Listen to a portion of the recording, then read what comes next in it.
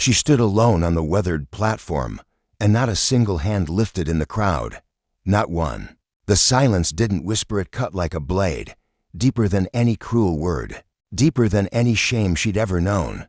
But what happened next would send tremors through the foundation of this town, leaving echoes that would be spoken of for generations. The morning sun hung low, casting long, unforgiving shadows over the dusty square where the quarterly gathering was already in motion. Families from scattered homesteads had arrived in wagons or on foot, drawn by the promise of news, trade, and unspoken rituals dressed up in civility. Cora Lane stepped onto the creaking platform with hesitant steps, her fingers twitching slightly. As she smoothed the folds of her faded blue dress, the fabric was fraying along the hem, the color long since dulled by sun and time like so much of her life. Her auburn hair, streaked with early gray from years spent fighting storms no one saw, caught the light with a beauty that belonged to a different kind of life, a gentler one. Virgil Granger's voice rang out, to loud and to casual, like a man calling bids at a livestock sale. He gestured toward Cora with the careless confidence of someone who never had to fear the silence she was now drowning in. It wasn't called a wife auction. Not out loud, but that's exactly what it was. Women alone, widowed, abandoned, discarded, stood before the town and waited for some man to offer them a future, or at least shelter. Cora had managed to avoid this ritual for 3 long winters after her father's death, scraping by with whatever work she could find, helped only by the rare kindness of neighbors. But survival had run out, and she had nowhere else left to turn. The men shuffled, shifting from boot to boot, some whispering behind calloused hands, others turning their gazes to the ground as though her presence offended their sensibilities. Her face was the story of a life fought hard, a deep scar sliced across her left cheek. From a childhood fall, her skin weathered and browned by years under a relentless sun, and a limp in her step that reminded her of a horse that never healed. Right, she knew what she looked like to them, not the warm, soft women they imagined bearing their children or warming their beds. She was the wrong kind of reminder. Minutes passed like molasses in the cold. Virgil repeated his call, voice cracking. Now, confidence faltering. The crowd was growing restless, ready to move on to lighter business. Cora could feel it rising, something in her throat she didn't want to name. Her cheeks flushed with humiliation, and the truth settled like gravel in her chest. Not even the loneliest man here would claim her. Not even one dot in the back of the crowd. Malachi Brooks stood silently. His 8-year-old son Tobias leaned into his side, fingers gripping the fabric of his father's coat. The boy had been full of questions that morning about fairness, about why some folks lived in clapboard mansions and others barely kept a roof overhead, about why kindness was so rare it felt dangerous. Malachi had buried his wife Sarah 2 years ago when the fever came through like a thief in the night. Since then, it had been just him and the boy, trying to learn how to breathe in a world that too often held its breath.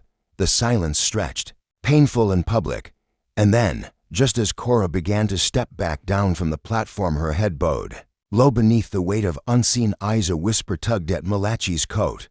Tobias. Whatever he said was too soft for others to hear, but it made Malachi's jaw tighten. The boy had seen something the rest of the crowd couldn't, something clear and bright and uncorrupted. Malachi looked at his son, then he looked at Cora, and something shifted inside him like an old gate swinging open.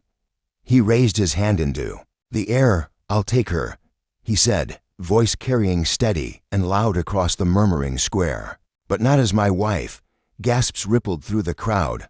Murmurs followed, sharp and confused. Heads turned. Virgil Granger's brows were upon together as his hand dropped to his side, trying to understand the shift in script. This wasn't how things worked. No man made declarations like that, not here, not now. Malachi began to move forward, Tobias clinging tightly to his side. Every head turned to follow him. People respected him in these parts. He worked hard, paid fair, and had mourned his wife with quiet dignity. But what he was doing now made no sense to anyone watching. "What exactly are you proposing, Brooks?" Virgil demanded, his voice strained with indignation. The town ran on unspoken rules and careful order, and whatever Malachi was doing, it threatened to upend both. Malachi's boots hit the wooden steps with weight and resolve. He met Cora's eyes as he climbed the platform, up close. He saw how she held herself, shoulders squared despite the humiliation, chin lifted even as her lower lip trembled. There was grit in her, forged from the kind of fire these people refused to see. "I'm offering Miss Lane honest work and fair wages," he said, voice clear as a church bell. "She can work my land, tend my home, earn her keep with dignity, no strings, no claim, just a fair deal." The square erupted. Shouts rose up like a kicked beehive. Improper, disrespectful, unnatural. Some men were red-faced with outrage, others disgusted. Women whispered behind lace gloves. The world they knew didn't include this version of charity, one that cost them nothing but challenged everything. Cora stared at him, suspicion flickering behind her eyes like the last ember in a long-dead fire. She'd heard words like his before, always laced with hidden costs. That scar on her cheek, it was a gift from the last man who'd said he just wanted to help. She didn't believe in kind men anymore. "Why?" she asked, voice barely a whisper beneath the noise.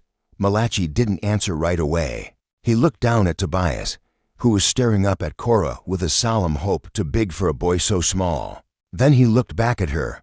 "Because everyone deserves a chance to stand on their own," he said simply.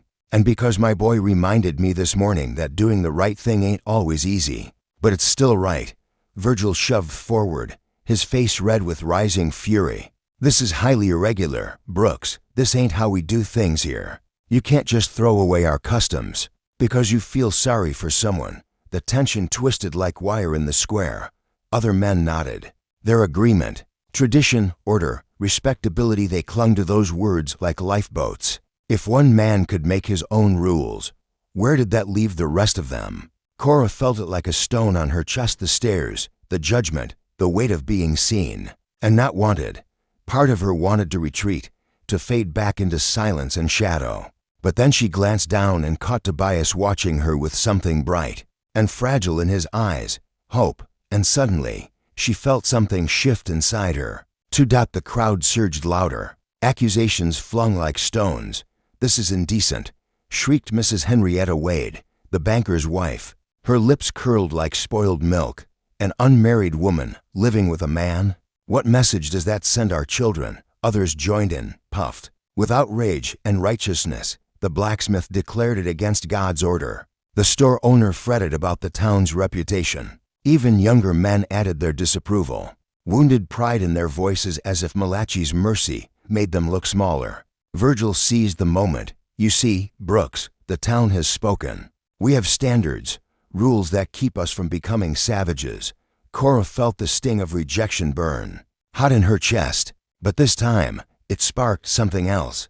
Anger. These same people had watched her nearly starve, watched her bury her father alone, watched her work herself raw for scraps. None of them had lifted a hand then, but now, when someone finally did, they were outraged. She stepped forward and let her voice cut clean through the noise. "Maybe," she said, steady and cold, "you ought to worry less about how things look and more about the kind of people you're raising your children to be." Silence swept across the square like a wind through wheat. You could hear the hitch in someone's breath. She had broken another rule. She'd spoken when she was supposed to be silent. She'd challenged when she was meant to yield. And yet, she stood taller now, not because they had accepted her, but because she'd finally stopped asking them to. But Malachi stepped forward, closer to her, his presence a wordless declaration that everyone in the square understood. He stood beside Cora not as a man making a claim, but as one offering his name as a shield. "Miss Lane is right," he said, his voice resonating like iron struck clean. "I've seen more honor in her daily struggles than in all your Sunday posturing put together." That broke the crowd. The murmurs swelled into a wave of voices, overlapping in a storm of outrage. A man near the front called Malachi a fool. Another spat. "You'll ruin everything with this nonsense." Mrs. Wade clutched her pearls like a crucifix and declared that women of standing would be scandalized by the example being set. Tobias, barely reaching his father's waist, clung tighter to him, eyes wide with confusion and fear. In his small hand, he still held the carved wooden horse his father had whittled for him, the kind of toy born from love and time, not coin. He didn't understand the layers of insult and tradition unraveling around him, but he did understand that his father was trying to help someone who looked like no one else had. In his clear, simple 8-year-old heart, that seemed to be what grown-ups were meant to do then. Through the rising uproar, a new voice cut clean through the noise, calm, authority-laced, completely unexpected. Perhaps, the voice said, "We should let the lady decide for herself." The square went still.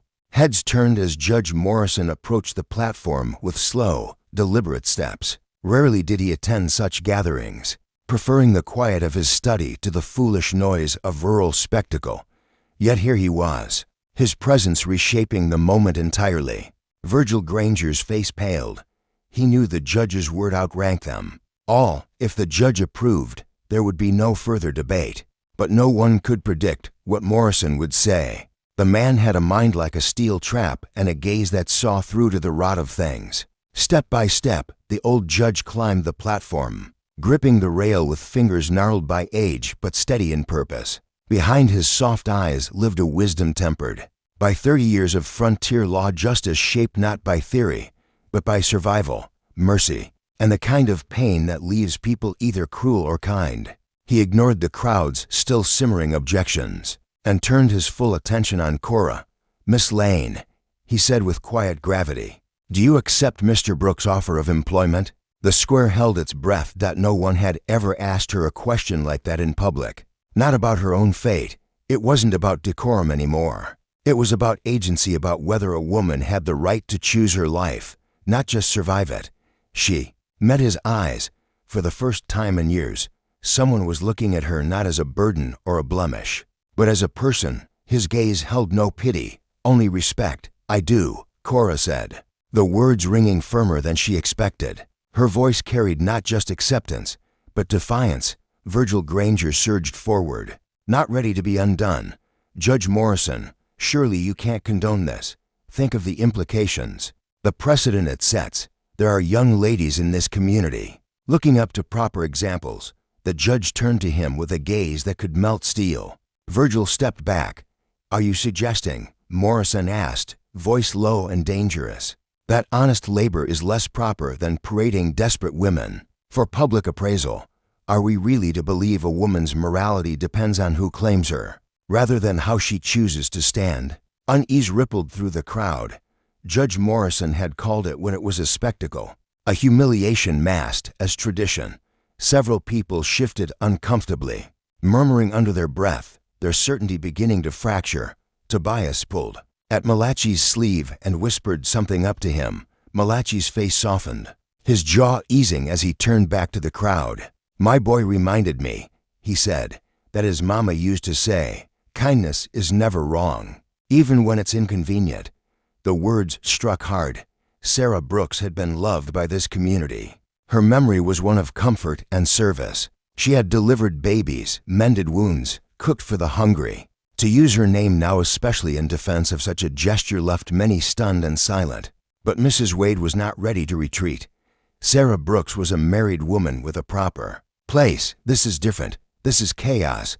What will people say about our town?" "They'll say," Judge Morrison answered quietly, "that we were a place where people stood up for one another, where we didn't let a woman fall because it didn't fit our customs." Silence swelled again, but it wasn't the silence of shame. It was the breathless silence of shifting tides.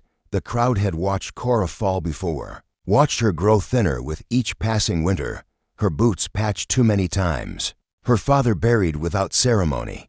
They had told themselves it wasn't their problem, that dignity was something people either had or didn't. Now, faced with a chance to be better, they were realizing how little they'd done.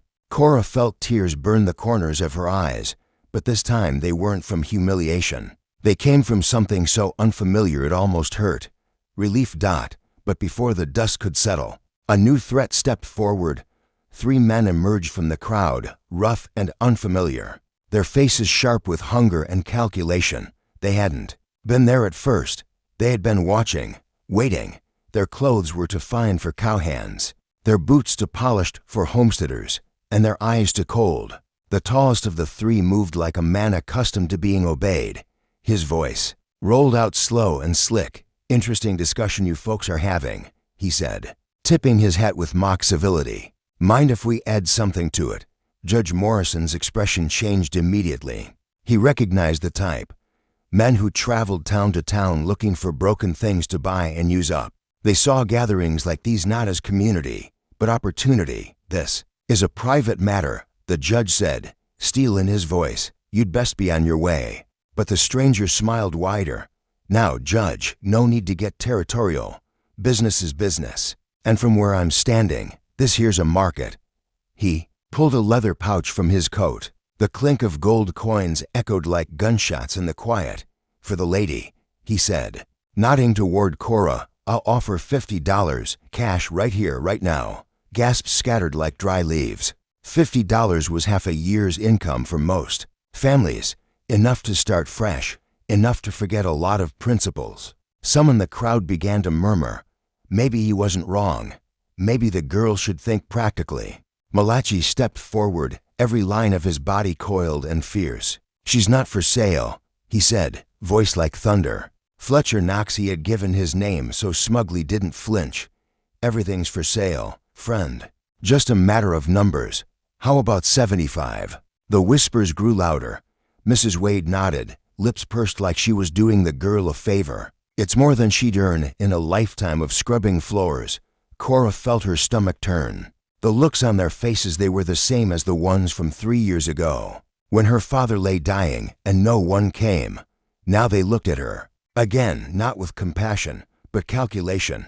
Judge Morrison stepped in once more, firm and final. "The lady has accepted employment. This matter is closed." But Fletcher wasn't finished. He'd seen doors close before and knew how to slide through cracks. "Final offer," he said, loud enough to grab every greedy ear. $100. The air snapped with tension. That was a fortune, enough to buy land, a new name, even. Some of Malachi's earlier supporters began to shift, whispering that it was too much to turn down. And then Abias spoke. His voice was soft but clear, slicing through greed like a blade. "Papa," he said, "those men smell like the place where Mama got sick." The words were like a match to dry straw. People remembered. They remembered the fever that took Sarah, the rumors of where it came from, the kind of places men like Fletcher Knox did business in. Fletcher's eyes darkened. The pretense dropped. His hand drifted beneath his coat, toward something unseen. "Perhaps we should speak privately," he said, voice low and sharp. But Judge Morrison had already taken a step closer, and Malachi stood square between the man and Cora. What happened next would decide more than one woman's fate. It would decide whether this town still had a spine or if all it had left was gold and fear. What happened next would define the soul of that small frontier town in a way that no gathering ever had. As Fletcher Knox's threat hung in the air like the scent of gunpowder before a storm, Judge Morrison took one deliberate step forward. The aged lawman's coat shifted with the movement, revealing the glint of polished steel, a revolver worn not for show, but honed through decades of frontier justice. The sight alone spoke louder than any words. This was not a man easily rattled. "Mr. Knox," he said with cold precision, "you and your companions have worn out your welcome." The judge's voice cut through the hush that had fallen over the square. Every soul in attendance now realized this was no longer a matter of debate or money. This was a standoff between the rule of law and the lure of lawlessness. Fletcher's men tensed, their eyes flicking toward possible exits, hands twitching near the holsters hidden beneath their coats. They hadn't expected resistance, certainly not from a gray-haired judge and a town of dirt farmers and shopkeepers. But Fletcher himself wasn't so easily deterred. He'd built his reputation on getting what he wanted, through gold or through fear. He took a step forward, flashing a smile that didn't reach his eyes. "You're making a mistake, old man," he growled, voice like gravel. "I'm offering more coin than this dusty patch of ground has seen in years. You sure you want to throw all that away for a girl who's barely worth the boots she's standing in?" Judge Morrison's expression didn't change. "I'm offering you one chance to leave quietly," he replied. I suggest you take it." Malachi had already moved in front of Cora, instinctively shielding her with his own body, Tobias clinging tightly to his side. He could feel the tension in her limbs, whether it was fear or fury. He couldn't say, but when she spoke, her voice carried across the square like a thunderclap. "I wouldn't go with you for $1,000. Cora said, looking Fletcher straight in the eye. "I know what happens to women who trust men like you." The crowd gasped, stunned by her defiance. But more than that, they heard something raw and true in her voice, a jagged edge of experience that told them this was no guess. She knew. Fletcher's face darkened, his false charm cracking like dried leather. "You're making this harder than it needs to be," he muttered, menace bleeding through his words. "We always get what we came for, one way or another." That was the final spark. The blacksmith stepped forward first, broad arms crossed, iron glare fixed on Fletcher, then the general store owner, then the baker, the schoolteacher, and even Virgil Granger, who, despite all his earlier protestations, now found himself unwilling to let outsiders bully one of their own. The strangers suddenly found themselves outnumbered by a wall of townsfolk, all now shoulder to shoulder. Not in judgment or hesitation, but in defense, Fletcher looked around, weighing the odds. His easy confidence faltered. The numbers, the terrain, the mood of the people, it had all shifted. He might have come expecting a quick profit, but what he'd walked into was a community that had found its spine.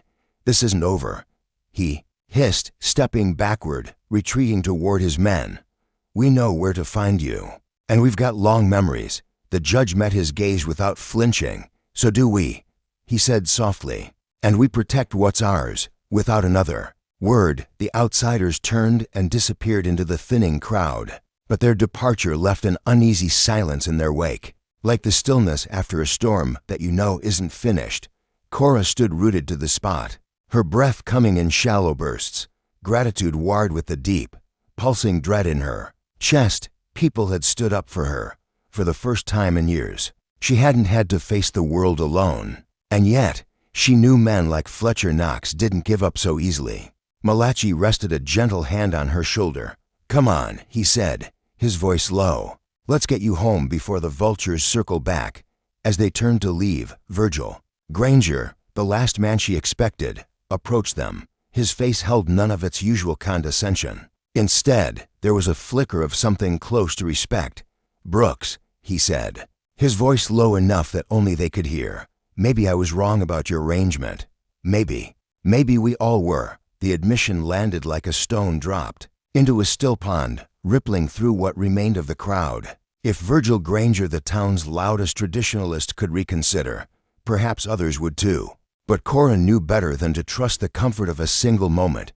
Acceptance was one thing. Endurance was another. By the time Malachi's wagon rolled out of town, dusk had settled, painting the horizon in streaks of amber and rust. The road was quiet except for the creak of wood and the soft snoring of Tobias, curled up against Cora's side. She glanced around the landscape, golden fields stretching toward the foothills, and realized this was the first time in years she'd seen beauty without bracing for danger. As they crested a small rise, Cora saw the Brooks property for the first time. It stretched across gentle hills studded with oak trees whose leaves glowed golden in the fading light.